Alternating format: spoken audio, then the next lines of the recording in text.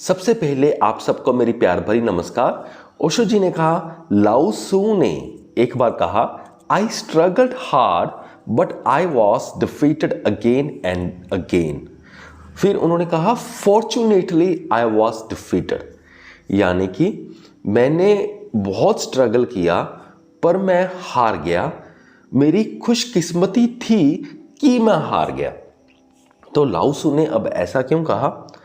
तो इसके पीछे लॉजिक ये है कि जो लाओ त्सु की विल पावर थी, जो भी वो कुछ करना चाह रहे थे, वो अपने नेचर के, अपने स्वभाव के अगेंस्ट करके कुछ करना चाहते थे और बाहर जीतना चाहते थे। तो ऐसे हमारी लाइफ में भी हमारी यही दौड़ होती है। फॉर एग्जाम्पल, जैसे सपोज करो अगर हम अंदर से पेंटर हैं और बाहर से हम राइटर बनने की कोशिश कर रहे हैं, हमारा जो एक्चुअल स्वभाव है वो है पेंटिंग करने का, लेकिन हम बाहर ये सोच रहे हैं कि हम राइटर बन जाएंगे। हम पूरा स्ट्रेस कर रहे हैं, पूरा जोर लगा रहे हैं।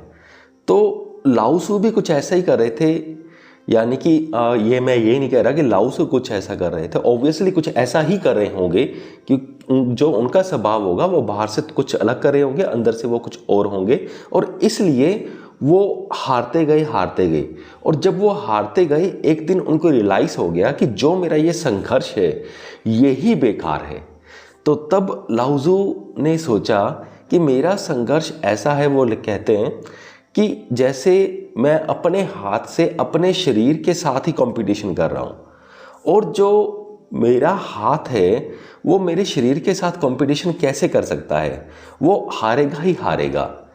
तो इस बात को वो रिलेट करते हैं कि जैसे मेरा संघर्ष कुदरत के साथ है और मैं तो कुदरत का एक पार्ट ही हूँ, तो मैं कुदरत से कैसे जीत सकता हूँ, मैं नेचर से कैसे जीत सकता हूँ, क्योंकि जो मेरे में एनर्जी आ रही है वो नेचर के थ्रू ही आ रही है।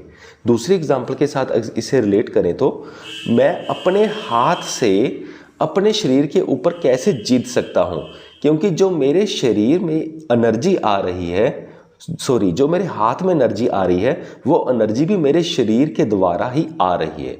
तो लाओ त्सु कहते हैं कि जब उनको ये बात ठीक से गहराई से समझ आ गई कि मेरा जो संघर्ष है वो बहुत ही बेवकूफ़ी भरा है और वहाँ पर जीत मेरी हो ही नहीं सकती और ना ही होनी चाहिए, क्योंकि वो संघर्ष मेरा खुद से ही है या कुदरत से ही है। दोनों एग्जाम्पल में अब मैं आपको बता रहा हूँ कंटिन्यूसली, ताकि आपको दोनों एग्जाम्पल समझ आ जाए। तो इस संघर्ष से कोई फ़ायदा नहीं है। तभी वो कहते हैं कि मैं फॉर्चुनेटली, खुशकिस्मती से मैं हारता गया। और जब वो हारते गए तो फिर उनको पता चल गया कि मुझे कुदरत के अगेंस्ट जाने की ज़रूरत नहीं है। तो फिर वो कहते हैं कि मैं एक डेड लीफ की तरह बन गया, यानी कि एक ऐसा पत्ता जो बिल्कुल ख़त्म हो चुका है, डेड हो चुका है, जो दरख्त से टूट चुका है, आप ऐसा समझ लीजिए। तो डेड लीफ की तरह मैं बन गया और मैं खुश हो गया। तो अब वो डेड लीफ की एग्जांपल क्यों दी गई, वो इस चीज़ को समझने के लिए अब मैं आपको बताता हूँ। लाओ त्सु कहते हैं कि मैं डेड लीफ की तरह बन गया, एक पत्ते की तरह बन गया। तो डेड लीफ कैसे होते हैं कि जैसे यहाँ से हवा चली तो डेड लीफ वहाँ पर हो गया, अगर यहाँ से हवा चली तो डेड लीफ उड़कर हवा के बहाव के साथ दूसरी ओर हो गया। अगर हवा इसे ऊपर लेकर गई तो ये पत्ता भी ऊपर उठ गया, लेकिन अब इसके अंदर अहंकार नहीं आया कि मैं अपने दम पर उड़ रहा हूँ, वो ऐसे ही उड़ गया। अगर इसने हवा ने ऊपर उड़ाया तो वो उड़ गया, तो हवा ने नीचे गिराया तो वो गिर गया। तो नीचे गिर के अब वो फ्रस्ट्रेट नहीं हुआ कि ये तो मेरी गलती थी, अगर मैं ऐसा ना करता तो ये हो जाता। तो उसने ये मान लिया, ठीक है, अगर नेचर मुझे उठाना चाह रहा है तो ठीक है मैं उठ गया, अगर नेचर मुझे गिराना चाह रहा है तो ठीक है मैं गिर गया, अगर नेचर मुझे इस डायरेक्शन की ओर धकेल रहा है तो मैं जा रहा हूँ, मैं कोई विरोध नहीं कर रहा, क्योंकि हाथ अपने शरीर के साथ विरोध नहीं कर सकता। हम भी पार्ट ऑफ नेचर हैं, तो हम सारे नेचर का विरोध नहीं कर सकते। तो अब हम सारे नेचर की बात मान रहे हैं। इधर से अगर इस शरीर की एग्जाम्पल ले तो हम अपने शरीर की बात मान रहे हैं, जैसा शरीर बोल रहा है वैसा ही हम हाथ कर रहा है, हम अपने हाथ को करने दे रहे हैं। तो वो डेड लीफ की तरह बन गया, अब कोई भी यहाँ पे स्ट्रगल नहीं है।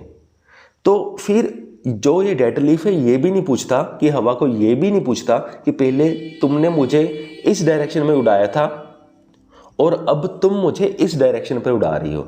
ये चुपचाप यहाँ जैसे जैसे कुदरत का खेल होता है वैसे वैसे डेडलिफ्ट चलता जा रहा है। तो लाओ त्सु कहते हैं कि जैसे जैसे मैं कुदरत के खेल के साथ चलता गया, कुदरत के फोर्सेस के साथ चलने लगा, तो डेडलिफ्ट की तरह बन गया और इस चीज़ से मैं बहुत ही ब्लिसफुल हो गया।